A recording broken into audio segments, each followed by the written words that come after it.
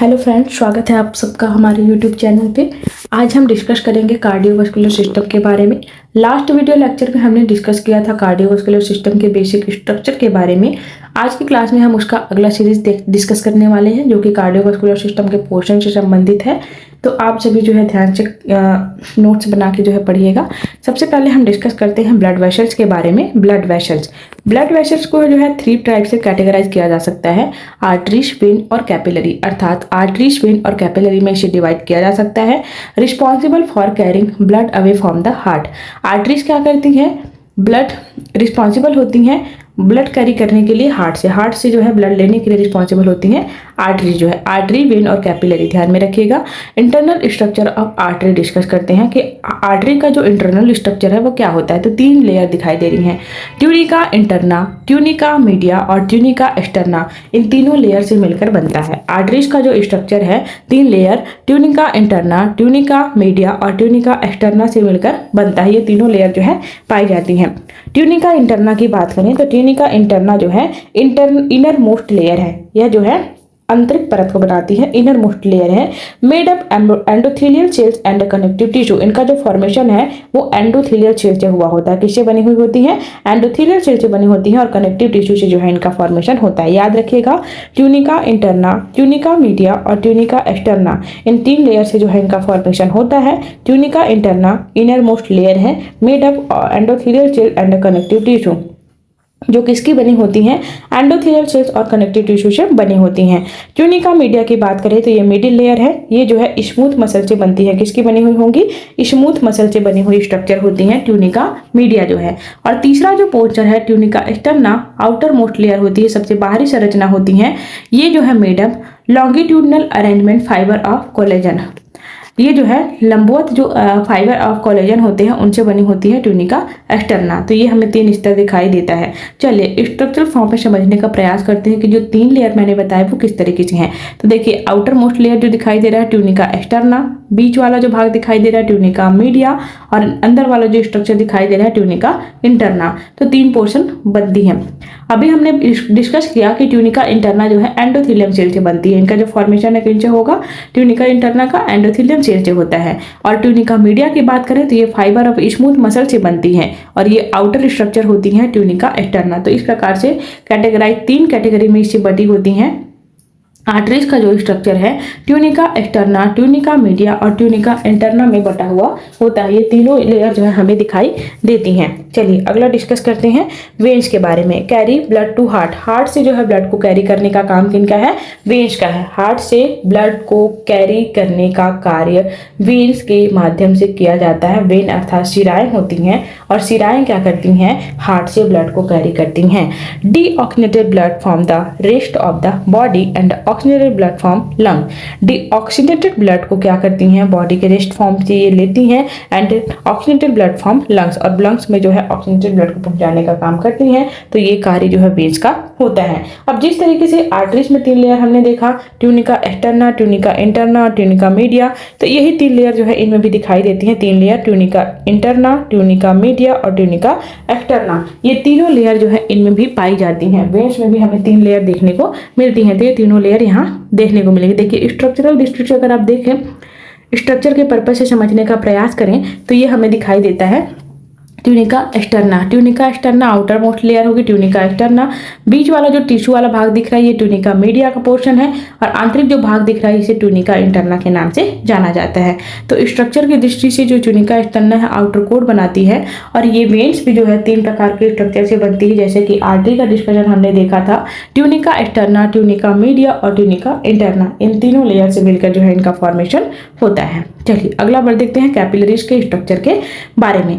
Capillaries ये जो है इस तरीके के स्ट्रक्चर बनाती हैं और कैपिलरीज में जो ये स्ट्रक्चर दिखाई दे रही है ये बेसमेंट एंडोथेलियम सेल्स यहाँ पे होती है और ये वाली स्ट्रक्चर बेसमेंट कहलाती है। सिंगल लेयर एंडोथेलियल सेल्स होती हैं। कैपिलरीज कैसी सेल्स होती हैं? सिंगल लेयर एंडोथेलियल सेल्स होती हैं। थिन वॉल, इनकी वॉल जो है पतली होती है। एक्सचेंज ऑफ न्यूट्रिशन किसमें मदद करता है? पोषक तत्वों का विनिमय कराने, एक्सचेंज कराने में यह हेल्प प्रदान करता है। Gaseous and other substance between blood and cells, किसी भी प्रकार के गैसियस सब्सटेंस हो गए, अदर सब्सटेंस हो गए ब्लड और सेल्स में, उन सभी को एक्सचेंज कराने का काम जो है कैपिलरी के माध्यम से किया जाता है। तो याद रखिएगा, सिंगल लेयर एंडोथेलियल सेल्स से बनी है, थिन वॉल स्ट्रक्चर है, एक्सचेंज ऑफ न्यूट्रिशन कराती है, gases of other substance between blood and cells ये जो है कार्य करती हैं। चलिए, अब एक महत्वपूर्ण टॉपिक हमारा इस पोर्शन से निकल कर आता है कार्डियक साइकिल के बारे में, जो कि बहुत ज़्यादा इंपॉर्टेंट है। कार्डियक साइकिल में 4 फेज हमें देखने को मिलती हैं। अब ये 4 फेज कौन कौन से हैं ये डिस्कस करते हैं। Atrial diastole, ventricular diastole, atrial systole, ventricular systole. ध्यान में रखिएगा, ये चारों चरण के नाम बहुत ही ज़्यादा महत्वपूर्ण है, क्योंकि हमें हार्ट का फिजियोलॉजी डिस्कस करना है, हृदय की कार्यकी के बारे में समझना है। तो हृदय की कार्यकी के लिए जो कार्डियक साइकिल है, हृदय का जो चक्र है, वो 4 भागों से मिलकर चलता है। एक है एट्रियल डायस्टोल, दूसरा है वेंट्रिकुलर डायस्टोल, तीसरा है एट्रियल सिस्टोल और चौथा है वेंट्रिकुलर सिस्टोल। इनसे जो है मिलकर ये बनती है। अगर एक साइकिल हम डिस्कस करें तो देखिए, ये वाला जो पोर्शन दिखाई दे रहा है कार्डियक डायस्टोल का है, कार्डियक डायस्टोल, और इस वाले पोर्शन में हमें दिखाई देता है एट्रियल सिस्टोल और वेंट्रिकुलर सिस्टोल। तो 2 पोर्शन यहाँ देखने को मिलते हैं, एट्रियल सिस्टोल और ventricular systole. Atrial diastole, ventricular diastole, atrial systole और वेंट्रिकुलर सिस्टोल, ये 4 जो है प्रकार इसमें देखने को मिलती हैं। एक एक करके डिस्कस करते जाते हैं, इनके बारे में थोड़ा डीप जानना जरूरी है। तो पहला है हमारा एट्रियल डायस्टोल। ये रिलैक्स स्टेज होती है। कैसी अवस्था है? विराम की अवस्था है, समझ लीजिए एट्रियल डायस्टोल। इसमें जो है हार्ट रेस्टिंग फेज में होता है। Blood flow arteries to great blood vessel, blood का जो फ्लो है, रुधिर का जो प्रवाह है, वह आर्टरीज से कहाँ देखने को मिलेगा? ग्रेट ब्लड वेसल्स अर्थात सुपीरियर एंड इंफीरियर वेना कवा में दिखाई देगा। सुपीरियर एंड इंफीरियर वेना कवा की ओर दिखाई देगा। At the end of this phase the atrial systole begin. Atrial diastole के बाद जो दूसरा चरण आता है वो है एट्रियल सिस्टोल का, वो हमें देखने को मिलेगा। एट्रियल डायस्टोल के बाद का जो अगला चरण है उसे क्या कहा जाता है? Atrial systole. वो जो है इसके अंतिम अवस्था में शुरुआत होती है। अगला है हमारा एट्रियल सिस्टोल। दूसरा जो स्टेज है हमारा क्या होगा? Atrial systole. Being when arteries are full of blood generate cardiac impulse SA node. अब इस नोड की खासियत ये है कि ऐसे नोड में यह कार्डियक इम्पल्स को जनरेट कराता है। एट्रियल सिस्टोल जो है ऐसे नोड साइनो ऑरिकुलर नोड में जो है जनरेट कार्डियक इम्पल्स को जनरेट कराता है। अगला है हमारा वेंट्रिकुलर सिस्टोल। तीसरा जो पोर्शन है वो है हमारा ventricular systole. AV node excited हो जाती हैं इस अवस्था में, एवी नोड एक्साइटेड हो जाती हैं और इम्पल्स स्प्रेड बंडल ऑफ हीच एंड पुरकिंजे फाइबर। इम्पल्स जो स्प्रेड होती हैं बंडल ऑफ हीच एंड पुरकिंजे फाइबर में, पुरकिंजे फाइबर और बंडल ऑफ हीच में। याद रखिएगा किसकी बात हो रही थी? वेंट्रिकुलर सिस्टोल के बारे में। एवी नोड को एक्साइटेड करता है। ऐसे नोड की बात आएगी तो इम्पल्स जनरेट करने का काम एट्रियल सिस्टोल में देखने को मिलता है, और एवी नोड के एक्साइटेड होने की बात आएगी तो ये वेंट्रिकुलर सिस्टोल में देखने को मिलता है। इम्पल्स स्प्रेड बंडल ऑफ हीच एंड पुरकिंजे फाइबर, ध्यान रखिएगा। चलिए अगला है वेंट्रिकुलर डायस्टोल के बारे में।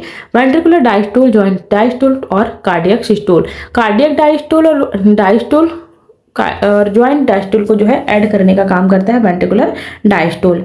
हार्ट साउंड बहुत ही महत्वपूर्ण है। Heart sound, first heart sound, second heart sound, 2 प्रकार से बटा हुआ होता है।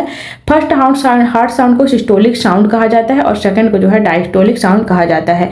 तो हार्ट साउंड के 2 टाइप्स हैं, एक है फर्स्ट हार्ट साउंड, दूसरा है second heart sound. Heart sound का पहला जो पोर्शन है सिस्टोलिक साउंड है और जो दूसरा पोर्शन है वो डायस्टोलिक साउंड है। 2 प्रकार से बटा हुआ है। कार्डियक आउटपुट डिस्कस करते हैं। कार्डियक आउटपुट को ध्यान रखिएगा QC और Q से रिप्रेजेंट किया जाता है। इसे प्रदर्शित करने के लिए Q सिंबल या QC का प्रयोग किया जाता है कार्डियक आउटपुट को। In a minute of total volume of blood which the pumped by our heart is called cardiac output.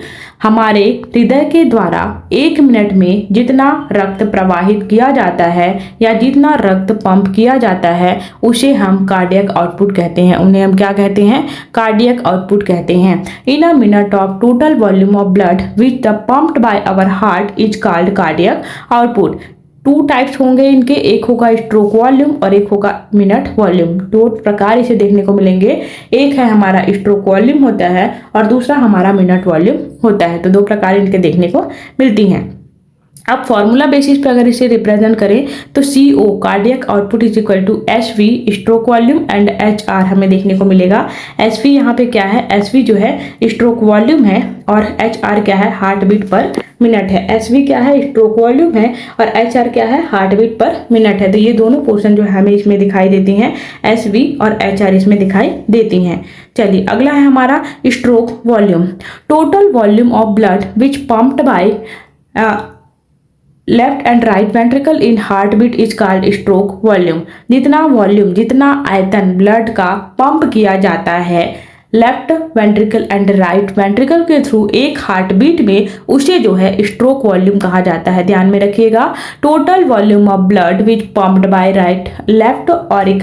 Left and right ventricle in the heart beat is called stroke volume, और उसे क्या कहा जाता है, stroke volume के नाम से जाना जाता है। और दूसरा जो पॉइंट है हमारा मिनट वॉल्यूम, ध्यान में रखिएगा, minute volume total volume of blood which pumped by left and right ventricle इन पर मिनट, एक मिनट में, प्रति एक मिनट में लेफ्ट एंड राइट वेंट्रिकल के द्वारा जितना ब्लड पंप किया जाता है उन्हें टोटल वॉल्यूम या मिनट वॉल्यूम कहा जाता है। Total volume of blood which pumped by left and right ventricle इन पर मिनट, ये क्या कहलाता है, मिनट वॉल्यूम कहलाता है। इसे जो है मिनट वॉल्यूम के नाम से जाना जाता है। Males has higher as female, जो पुरुष हैं उनमें अधिक देखने को मिलता है minute volume comparison to female. Female के अकॉर्डिंग अगर हम डिस्कस करें तो मेल में जो है ये ज़्यादा देखने को मिलता है। अब ये किस पर डिपेंड होता है वो थोड़ा डिस्कस कर लेते हैं कि मिनट वॉल्यूम किस पर डिपेंड होता है।